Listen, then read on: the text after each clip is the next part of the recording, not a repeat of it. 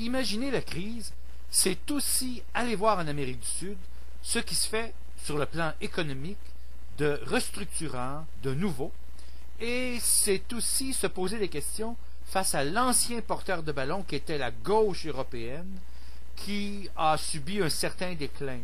Par qui pourrons-nous diffuser les valeurs de partage et de relance de l'après-crise?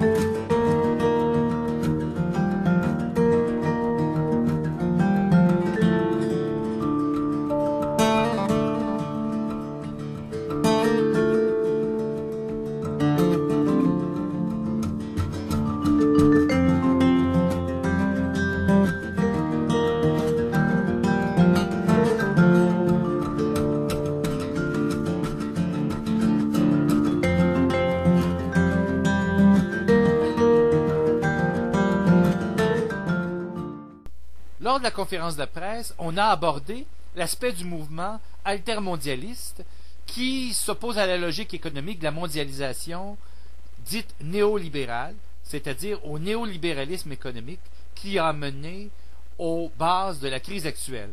On s'est demandé aussi, est-ce que la crise actuelle n'est pas en quelque sorte la victoire du mouvement altermondialiste?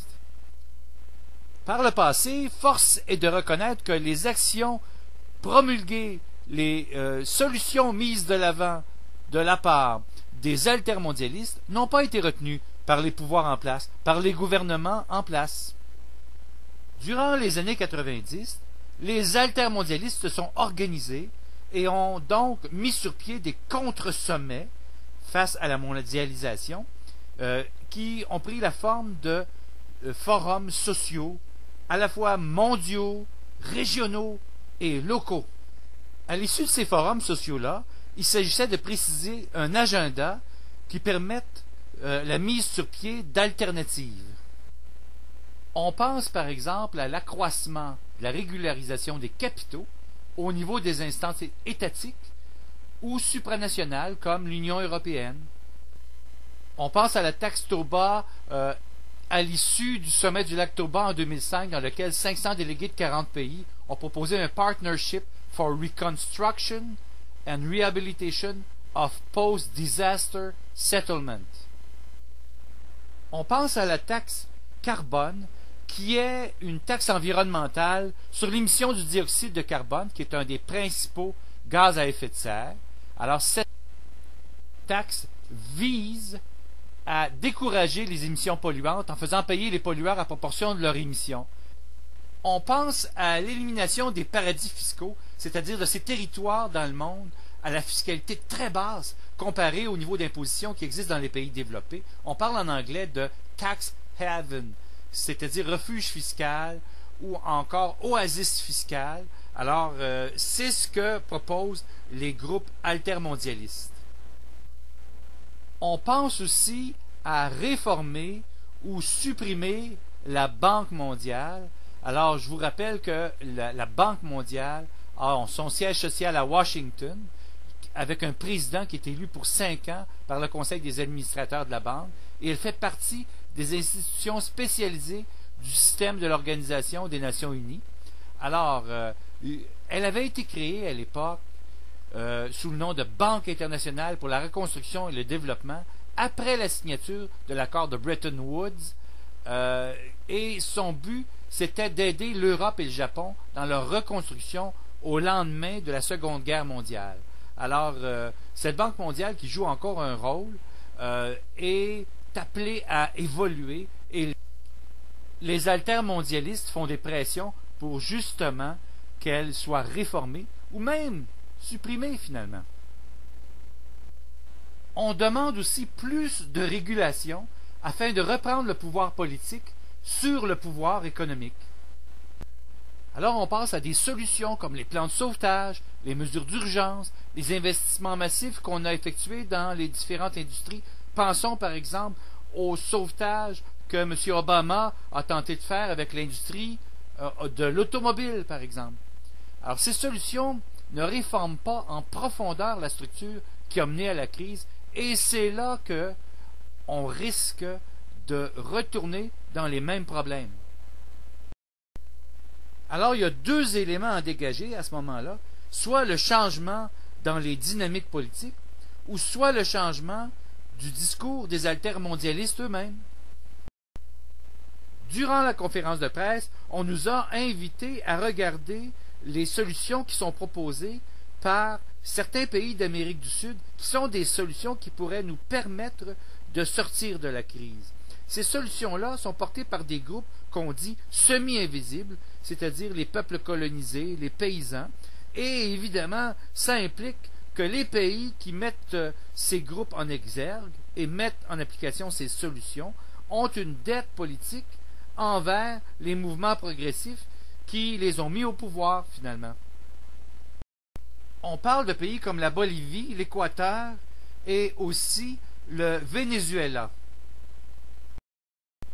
En Europe, c'est traditionnellement la gauche qui était porteuse de projets de législation qui respectent l'environnement, qui regardent des voies alternatives en matière de solutions économiques, par exemple. Or, force est de reconnaître que, même si ce n'est pas quelque chose de catastrophique, il y a un déclin relatif électoral des partis du centre-gauche en Europe. On pense à la France, on pense à l'Angleterre, on pense à l'Allemagne. À l'exception de l'Espagne et le Portugal, les gouvernements européens ont plutôt tendance à aller maintenant vers le centre-droite. On se rappelle que le Parti socialiste français n'a pas gagné de présidentielle depuis 1985. En Allemagne, le Parti social-démocrate a obtenu les pires résultats depuis 1945. Et c'est pourtant un parti fort ancien, qui vient du Parti ouvrier socialiste de 1875. Alors, il y a eu un paquet de difficultés qui ont été accumulées là, à l'origine d'une défaite historique aux élections fédérales de 2009, avec seulement 23% des voix. Alors, il a perdu plus de 11 points, un tiers de ses élus, et il a réalisé sa plus mauvaise performance depuis la chute du nazisme. Alors, c'est quand même assez considérable. En Angleterre, le Labour Party de Gordon Brown, ou le Parti travailliste, connaît lui aussi sa part de difficultés. C'est un parti centre-gauche qui existe depuis 1920 et qui s'étend à l'Angleterre, l'Écosse, le Pays de Galles, le nord de l'Irlande. Alors, il y a eu le scandale de ce qu'on appelle le Cash for Honours, or Cash for Peerage, or Loans for Honours. Et depuis ce scandale, le parti a vraiment des difficultés. On parle de la retraite de Gordon Brown en ce moment. Alors, à ce moment-là, ce n'est pas évident, là. Alors, aux élections européennes, le parti a été chercher 16% du vote et il a fini en 3e place derrière les conservateurs et le United Kingdom Independence Party, le UKIP. Alors, encore là, la gauche anglaise accuse des reculs